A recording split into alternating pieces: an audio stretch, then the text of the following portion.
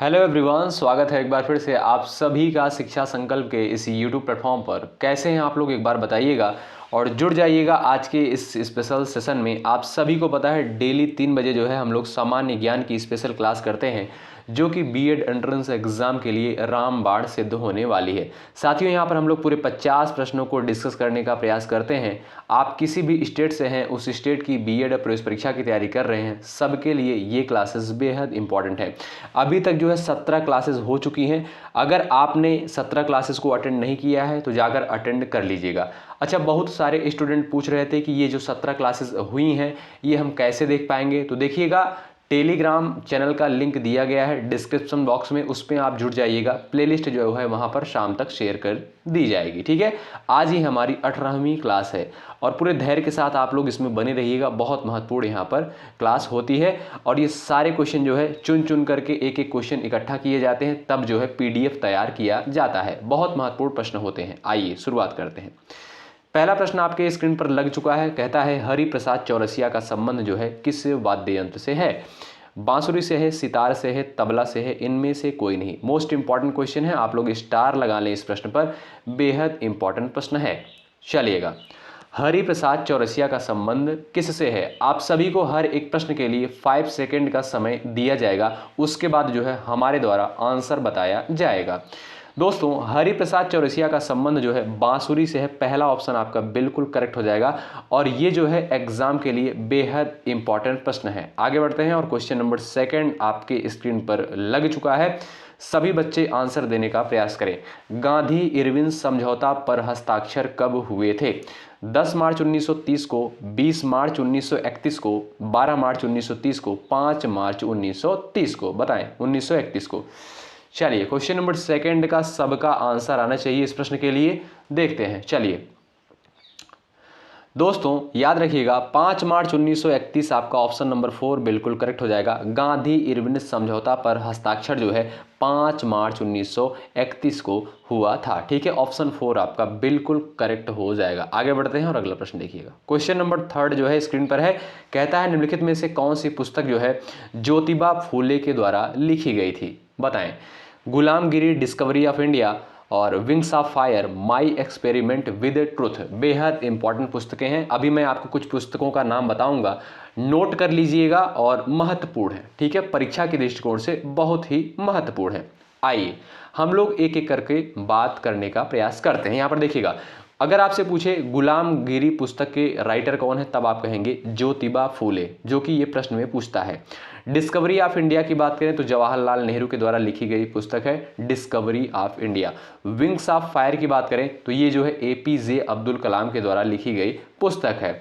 और my experiment with truth, ये जो है महात्मा गांधी के द्वारा लिखी गई पुस्तक है। तो बेहद इंपॉर्टेंट पुस्तकें हैं परीक्षा के दृष्टिकोण से, तो रट लीजिएगा। पहला ऑप्शन आपका करेक्ट हो जाएगा।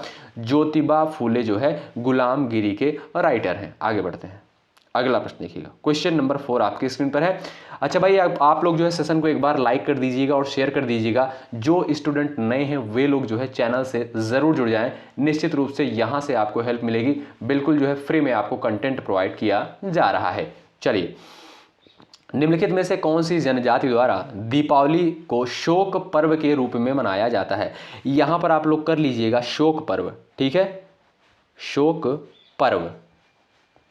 चलिएगा, निम्नलिखित में से कौन सी जनजाति द्वारा जो है दीपावली को शोक पर्व के रूप में मनाया जाता है? जौनसारी, थारू, खरवार, बुक्सा। आंसर देने का आप लोग प्रयास कर सकते हैं। चलिएगा दोस्तों, याद रखिएगा, ये जो आपका थारू जनजाति है, थारू जनजाति के लोगों के द्वारा जो है दीपावली को शोक पर्व के रूप में मनाया जाता है। ठीक है, और इनका जो मुख्य भोजन होता है दोस्तों, चावल होता है। ठीक है, आगे बढ़ते हैं और अगला प्रश्न यहां पर हम लोग देखेंगे। वेदों की ओर लौटो का नारा जो है किसके द्वारा दिया गया था? स्टार लगाएं, बेहद इंपॉर्टेंट है। वेदों की ओर लौटो का नारा जो है किसके द्वारा दिया गया था? अच्छा, ये क्लास आपको कैसी लगती है आप लोग कमेंट बॉक्स में जरूर अपना रिव्यू शेयर करिएगा। चलिए, वेदों की ओर लौटो का नारा जो है किसके द्वारा दिया गया था? सभी बच्चे आंसर देने का प्रयास करें। चलिए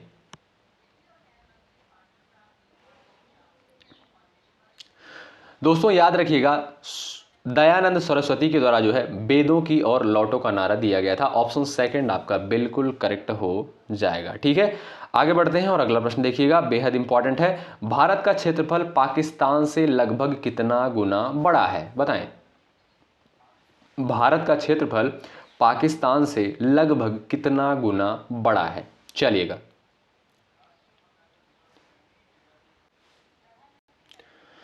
दोस्तों ध्यान रखिएगा, अगर मैं बात करूं कि भारत का कुल क्षेत्रफल जो है कितना है, तब आप लोग ध्यान रखिएगा 32,87,263 वर्ग किलोमीटर जो है ये आपका भारत का क्षेत्रफल है।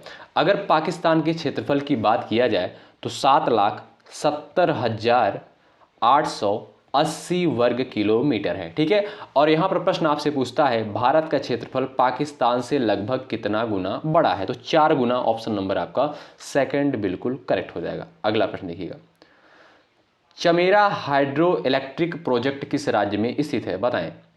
चमेरा हाइड्रो इलेक्ट्रिक प्रोजेक्ट जो है किस राज्य में स्थित है, गुजरात में, हिमाचल प्रदेश में, महाराष्ट्र में, पंजाब में।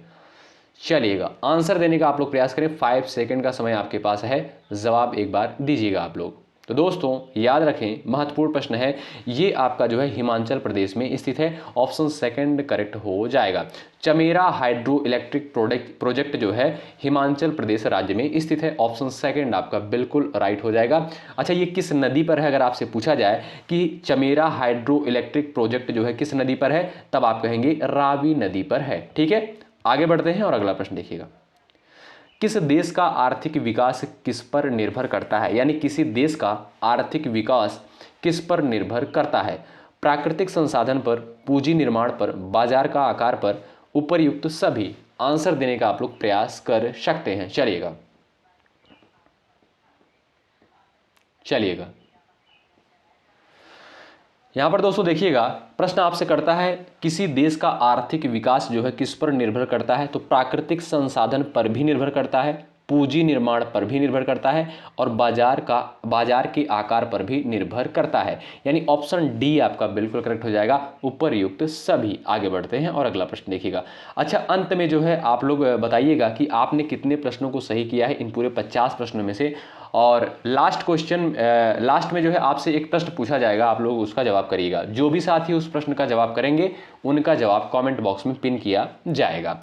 भारत में पहली पैरा बैडमिंटन अकादमी की स्थापना कहाँ की गई, बताएं। हैदराबाद, लखनऊ, बेंगलुरु, पुणे।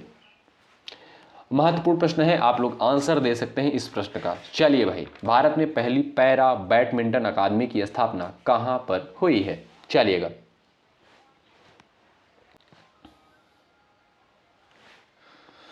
चलिए भाई, आंसर देने का प्रयास करें। क्वेश्चन नंबर 9 का महत्वपूर्ण प्रश्न है। तो दोस्तों ध्यान रखें आप लोग, पहली पैरा बैडमिंटन अकादमी की स्थापना जो है लखनऊ में करी गई है। ऑप्शन नंबर आपका दोस्तों यहां पर सेकंड बिल्कुल करेक्ट होगा। अगला प्रश्न देखिए, चलिएगा आगे बढ़ते हैं। प्रश्न दोस्तों पूछता है क्वेश्चन नंबर 10, अर्थशास्त्र में प्रथम नोबेल पुरस्कार किसे दिया गया है। इसको आप लोग कर लीजिएगा, अर्थशास्त्र। ठीक है, अर्थशास्त्र में प्रथम नोबेल पुरस्कार जो है किसे दिया गया था, आप लोग जवाब दे सकते हैं। महत्वपूर्ण प्रश्न है परीक्षा के पॉइंट ऑफ व्यू से। चलिएगा,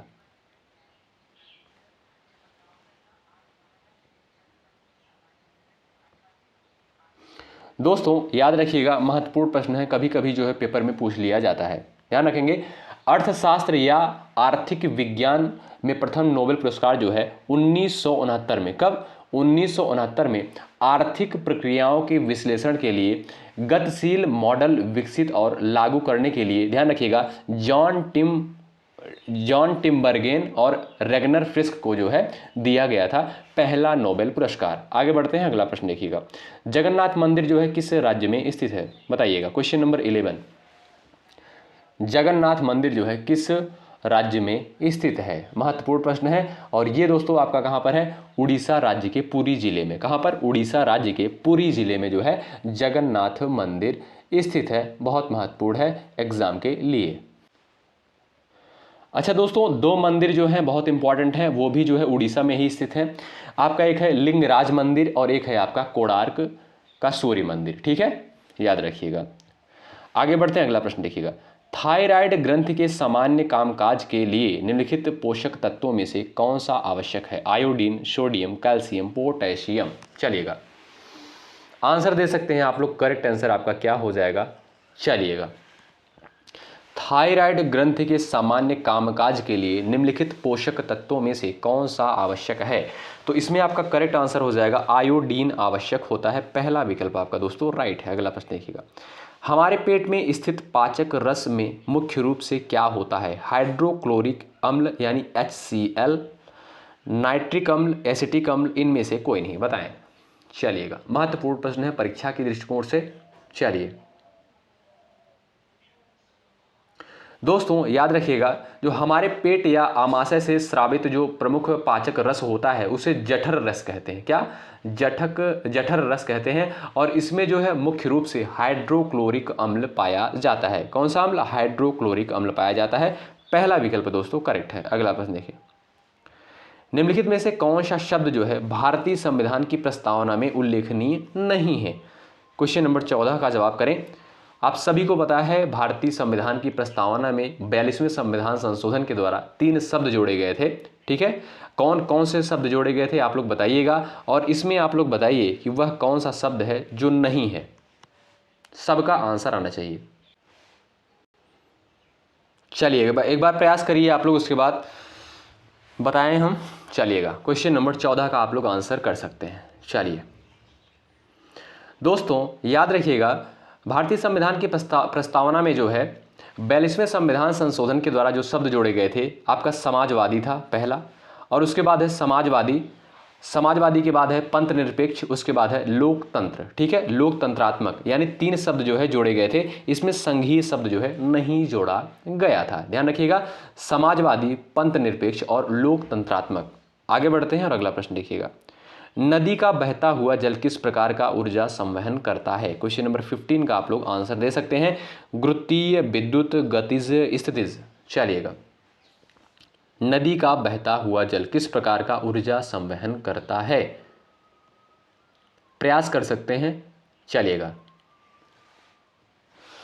नदी का बहता हुआ जल किस प्रकार का ऊर्जा संवहन करता है? तो गतिज ऊर्जा। ऑप्शन नंबर आपका 3 बिल्कुल करेक्ट होगा। अगला प्रश्न देखिएगा, किसके शासनकाल के दौरान जो है अजंता की गुफाएं निर्मित की गई? वाकाटक, कुषाण, मौर्य, मौखरी। क्वेश्चन नंबर 16 है, बताएं किसके शासनकाल के दौरान अजंता की गुफाएं जो है निर्मित करी गई थी? आप लोग आंसर दे सकते हैं। चलिएगा चलिए पहला ऑप्शन आपका बिल्कुल करेक्ट हो जाएगा दोस्तों। वाकाटकों के शासनकाल के दौरान जो है अजंता की गुफाएं निर्मित करी गई थी। पहला ऑप्शन दोस्तों यहां पर बिल्कुल राइट हो जाएगा। अच्छा, यदि आपसे पूछे कि ये गुफाएं जो हैं, अजंता की गुफाएं जो हैं कहां पर हैं, तब आप क्या बताएंगे? ये जो है औरंगाबाद में है। ठीक है, महाराष्ट्र के औरंगाबाद जिले में स्थित है। ध्यान रखिएगा। ठीक है, आगे बढ़ते हैं और अगला प्रश्न देखिएगा, अंतर्राष्ट्रीय नर्स दिवस जो है कब मनाया जाता है? अंतर्राष्ट्रीय नर्स दिवस कब मनाया जाता है, बताएं।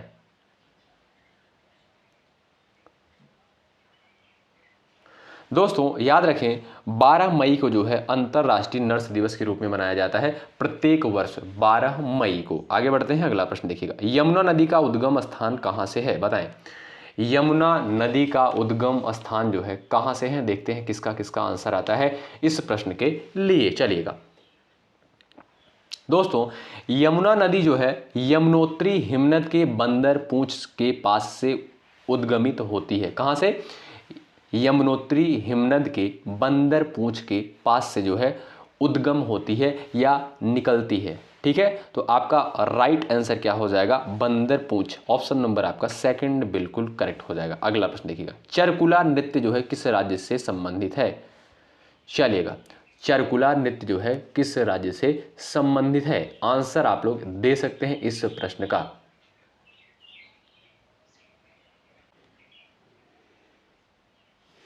चलिए भाई देखते हैं किसका किसका आंसर आता है। भाई एक बार आप लोग सेशन को लाइक कर दें और शेयर कर दें, जो भी स्टूडेंट जुड़े हैं चैनल पर, और जो नए लोग हैं वो लोग जो है जुड़ जाएं।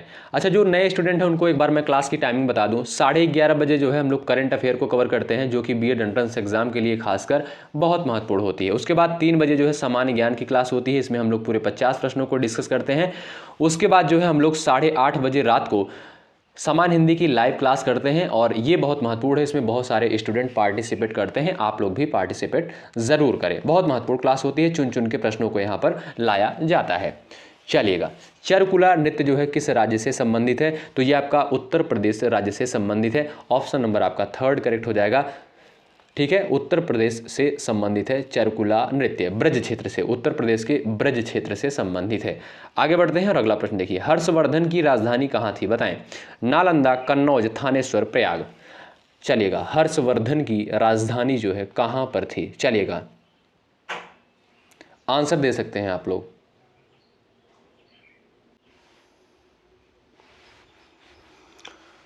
प्रयास एक बार आप लोग करिएगा, हर्षवर्धन की राजधानी जो है कहाँ पर थी। दोस्तों याद रहे आप लोगों को, हर्षवर्धन जो है प्राचीन भारत का एक जो है शासक था। इसने पंजाब छोड़कर शेष समस्त उत्तर भारत पर राज किया था। ठीक है, हर्षवर्धन की राजधानी कहाँ पर थी, कन्नौज। ऑप्शन नंबर आपका 2 बिल्कुल करेक्ट होगा। आगे बढ़ते हैं, क्वेश्चन नंबर 21, बुद्ध ने अपना पहला उपदेश जो है कहाँ पर दिया था, सारनाथ में, लुम्बिनी में, बोधगया में, कुशीनगर में। देखते हैं किसका किसका आंसर आता है। महत्वपूर्ण प्रश्न है परीक्षा की दृष्टिकोण से। चलिएगा,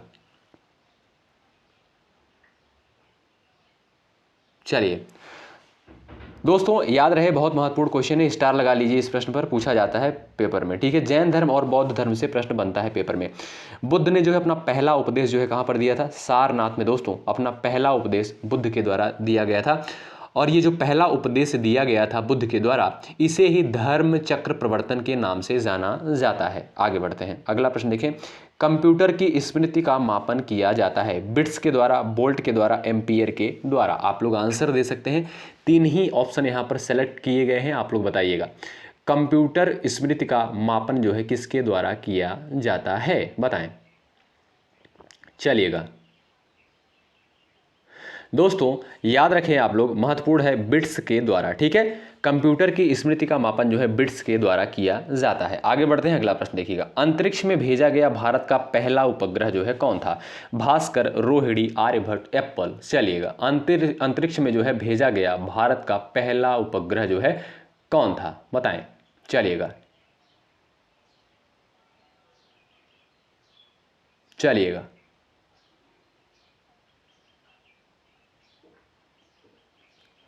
तो यहाँ पर जो लोग ऑप्शन नंबर 3 पर जा रहे हैं, आर्यभट्ट, वो लोग बिल्कुल यहाँ पर करेक्ट हो जाएंगे। ठीक है, अंतरिक्ष में भेजा गया भारत का प्रथम उपग्रह जो था वो था आपका कौन सा, आर्यभट्ट था। ठीक है, चलिएगा, इसका निर्माण जो है भारतीय अंतरिक्ष अनुसंधान संगठन द्वारा किया गया था। आगे बढ़ते हैं, अगला प्रश्न देखिए, जीवाश्म किस प्रकार के सेल में पाई जाती है, बताएं। जीवाश्म जो है किस प्रकार के सेल में पाई जाती है, बताइएगा। आग्नेय, परतदार, रूपांतरिक, इनमें से कोई नहीं। चलिएगा, सभी लोग आंसर कर दें।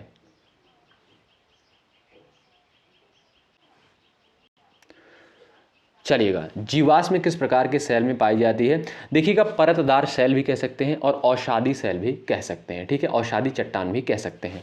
तो ऑप्शन नंबर आपका 2 बिल्कुल करेक्ट हो जाएगा। कभी कभी ऑप्शन में औषधि देता है तो औषधि पर आप टिक लगाएंगे, अगर परतदार देता है तो परतदार पर जो है टिक लगाएंगे। वायुमंडल में कौन सी गैस जो है सबसे ज़्यादा होती है, वायुमंडल में सबसे अधिक मात्रा में कौन सी गैस होती है, आप लोग जवाब दे सकते हैं। ठीक है, चलिएगा, ऑक्सीजन आपका कितना परसेंट होता है, 21% होता है, और कार्बन डाइऑक्साइड जो है आप लोग बताएंगे, नाइट्रोजन जो है 78% होता है। चलिएगा, चलिए जवाब देने का प्रयास करिएगा आप लोग। कार्बन डाइऑक्साइड जो है वायुमंडल में कितने प्रतिशत पाया जाता है, किसका किसका आंसर आता है देखने को मिलेगा यहाँ पर। चलिएगा, आगे बढ़ते हैं, अगला प्रश्न देखिएगा, कौन सी हवा जो है वर्ष में 2 बार अपनी दिशा परिवर्तित करती है। चलिए, व्यापारिक हवा, पछुआ हवा, मानसूनी हवा, ध्रुवीय हवा। दोस्तों मानसूनी हवा जो है वर्ष में 2 बार अपनी दिशा को परिवर्तित करती है। तो यहाँ पर आपका करेक्ट आंसर हो जाएगा ऑप्शन नंबर 3 बिल्कुल राइट हो जाएगा। आगे बढ़ते हैं, अगला प्रश्न देखिएगा। ज्वार भाटा की उत्पत्ति का कारण है पृथ्वी का घूर्णन, ध्रुवीय उच्च वायुभार, चंद्रमा का गुरुत्वाकर्षण, अनियत हवाएं, बताएं। चलिएगा, ज्वार भाटा की उत्पत्ति का कारण क्या है? दोस्तों याद रहे चंद्रमा का गुरुत्वाकर्षण, ऑप्शन नंबर 3 बिल्कुल करेक्ट हो जाएगा। जो लोग ऑप्शन नंबर 3 पर जा रहे हैं वो बिल्कुल यहाँ पर करेक्ट हो जाएंगे। आगे बढ़ते हैं और अगला प्रश्न आपकी स्क्रीन पर है। जैन धर्म के 23वें तीर्थंकर जो है कौन थे? बताएं, जैन धर्म के 23वें तीर्थंकर का नाम क्या था?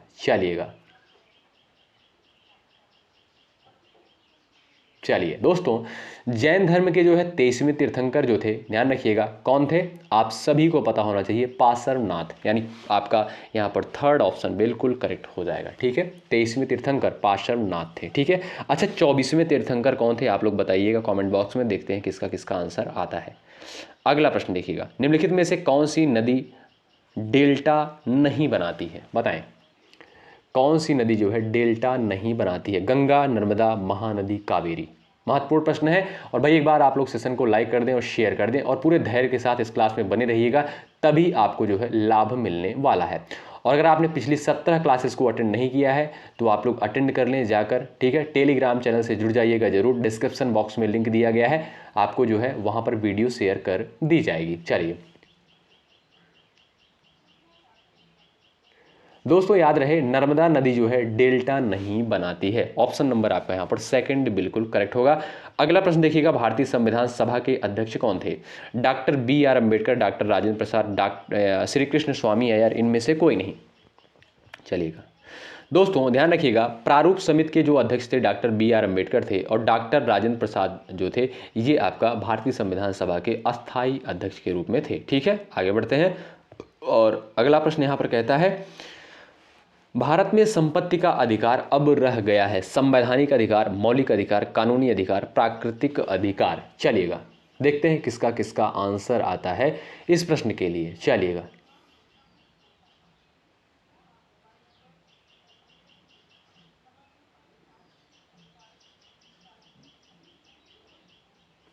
चलिएगा बहुत महत्वपूर्ण क्वेश्चन है ये वाला, क्वेश्चन नंबर 31। ठीक है दोस्तों याद रहे भारतीय संविधान में संपत्ति का अधिकार जो है पहले मौलिक अधिकार था। ठीक है, ये जो संपत्ति का अधिकार है आप सभी को पता है मौलिक अधिकार की संख्या वर्तमान में कितनी है? 6 है और पहले 7 मौलिक अधिकार था, यही ये वाला ऐड किया जाता था संपत्ति का अधिकार। ठीक है, लेकिन इसको हटा दिया गया है मौलिक अधिकार की श्रेणी से। संपत्ति के अधिकार को जो है मौलिक अधिकार की श्रेणी से जो है हटा दिया गया है 44वें संविधान संशोधन 1978 के द्वारा। ठीक है, इसको हटा दिया गया है। उसके बाद दोस्तों संविधान के, इसको रखा कहाँ गया है? संविधान के भाग 12 में, याद रखें संविधान के भाग 12 में अनुच्छेद 301 के तहत जो है इसे जो है रखा गया है और कानूनी अधिकार का दर्जा दे दिया गया है। तो इसलिए आपका ऑप्शन नंबर 3 बिल्कुल करेक्ट होगा। आगे बढ़ते हैं, जिम कॉर्बेट नेशनल पार्क जो है कहाँ पर स्थित है? बताएं, जिम कॉर्बेट नेशनल पार्क जो है कहां पर स्थित है? सभी स्टूडेंट का आंसर आना चाहिए। चलिएगा दोस्तों याद रहे जिम कॉर्बेट नेशनल पार्क जो है उत्तराखंड राज्य के नैनीताल जिला के रामनगर शहर में स्थित है। कहां पर? रामनगर शहर में स्थित है। अगर आपसे पूछे राज्य के बेसिस पे तब आप कहेंगे उत्तराखंड राज्य में स्थित है, नैनीताल जिले के रामनगर शहर में स्थित है जिम कॉर्बेट नेशनल पार्क। अगला प्रश्न कहता है, ध्वनि मापक इकाई को क्या कहते हैं? ध्वनि मापक इकाई को क्या कहते हैं? आप लोग आंसर दे सकते हैं। Calorie, Newton, Fahrenheit, decibel. चलिएगा दोस्तों याद रहे ध्वनि मापक इकाई को जो है डेसिबल कहा जाता है। ऑप्शन 4 आपका बिल्कुल करेक्ट हो जाएगा। ठीक है, आगे बढ़ते हैं और अगला प्रश्न कहता है, हरित गृह प्रभाव किस गैस की अधिक मात्रा में होने से बढ़ता है? बताएं, हरित गृह का प्रभाव जो है किस गैस की अधिक मात्रा होने के कारण जो है बढ़ता है? याद रहे कार्बन डाइऑक्साइड। ऑप्शन नंबर आपका दोस्तों पहला बिल्कुल करेक्ट हो जाएगा, CO2 जिसका रासायनिक सूत्र होता है। ठीक है, आगे बढ़ते हैं और अगला प्रश्न देखिएगा भाई, ताजमहल बदरंग क्यों हो रहा है? पहला ऑप्शन है नाभिकीय विस्फोटों के कारण, बिल्कुल गलत। गंदे खुले नालों के कारण, बिल्कुल गलत। ज्वालामुखी के उद्गारों से निकली गैस के कारण, बिल्कुल गलत। अम्लीय वर्षा के कारण, ये बिल्कुल आपका सही है। अम्लीय वर्षा के कारण जो है ताजमहल का रंग जो है कैसा हो रहा है? बदरंग हो रहा है। ठीक है, आशा करता हूं कि आप लोग जो है समझ गए होंगे। और आगे बढ़ते हैं जो है अगला प्रश्न आप लोग देखिएगा, आपकी स्क्रीन पर है। राज्यसभा के सदस्य की अवधि कितनी होती है? चलिएगा, राज्यसभा के सदस्य की अवधि कितनी होती है? 5 वर्ष, 6 वर्ष, 3 वर्ष, 7 वर्ष। 4 ऑप्शंस आपके सामने यहाँ पर दिए गए हैं, 5, 6, 3, 7। अगर आपसे पूछा जाए लोकसभा तब आप कहेंगे 5 वर्ष, अगर आपसे कहा जाए राज्यसभा तब आप दोस्तों कहेंगे 6 वर्ष। ठीक है, ऑप्शन सेकंड आपका यहाँ पर बिल्कुल करेक्ट होगा। और अगला प्रश्न बताइएगा, देश में मुद्रा की आपूर्ति को नियंत्रित करता है भारतीय reserve bank, state bank of India, व्यापारिक बैंक, राष्ट्रीय आवास बैंक? बताएं, देश में मुद्रा की आपूर्ति को जो है किसके द्वारा नियंत्रित करी जाती है? जवाब देने का आप लोग प्रयास करें। चलिएगा,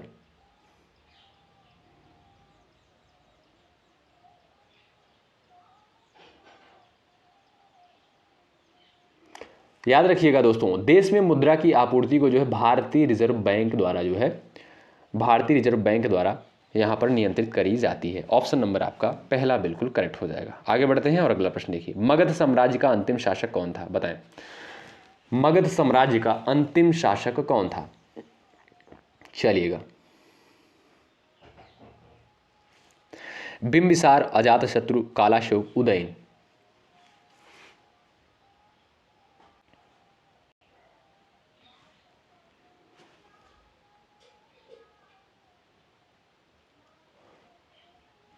दोस्तों याद रखिएगा, मगध साम्राज्य का जो अंतिम शासक था इनमें से जो है कोई नहीं। तब कौन था भाई? घनानंद। ठीक है, घनानंद जो था ये आपका अंतिम शासक था मगध साम्राज्य का। ठीक है, आगे बढ़ते हैं और अगला प्रश्न देखिएगा, सांची स्तूप का निर्माण जो है किसने करवाया था? बताएं, सांची स्तूप का निर्माण चंद्रगुप्त मौर्य, बिंदुसार, अशोक, कौटिल्य?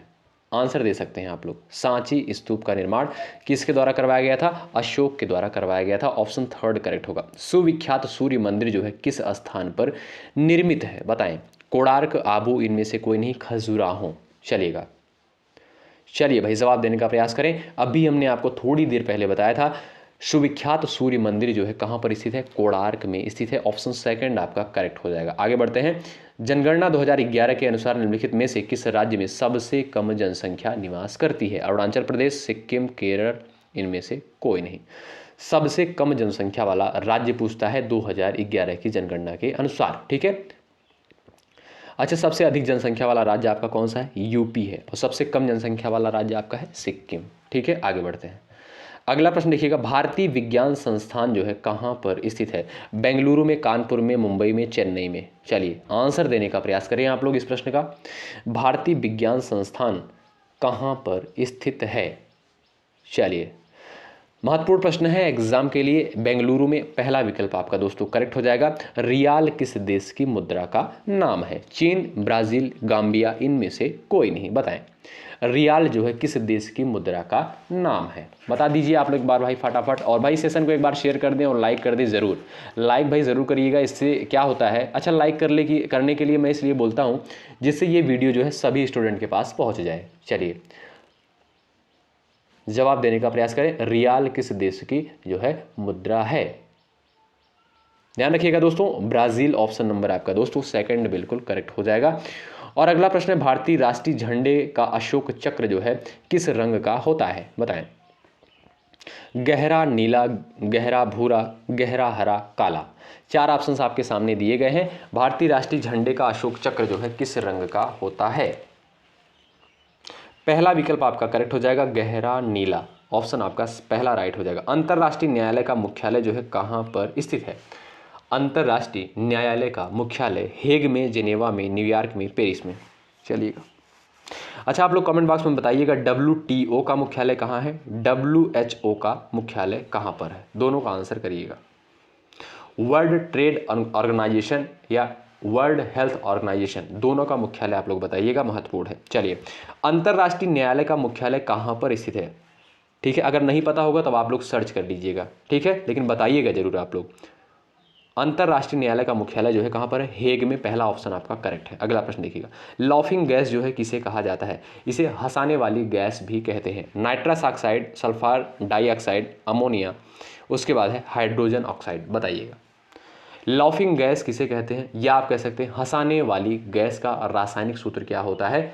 आप लोग बता सकते हैं। चलिएगा दोस्तों ध्यान रखिएगा, लॉफिंग गैस जो है हम नाइट्रस ऑक्साइड को कहते हैं। अगर इसका जो है आपको रासायनिक फार्मूला पूछे, रासायनिक सूत्र पूछे तो N2O होता है, ठीक है, नाइट्रस ऑक्साइड। अगला प्रश्न देखिएगा, बिरजू महाराज किस नृत्य के उत्कृष्ट नर्तक थे? बिरजू महाराज। चलिएगा, कथक, कुचिपुड़ी, बैली, इनमें से कोई नहीं।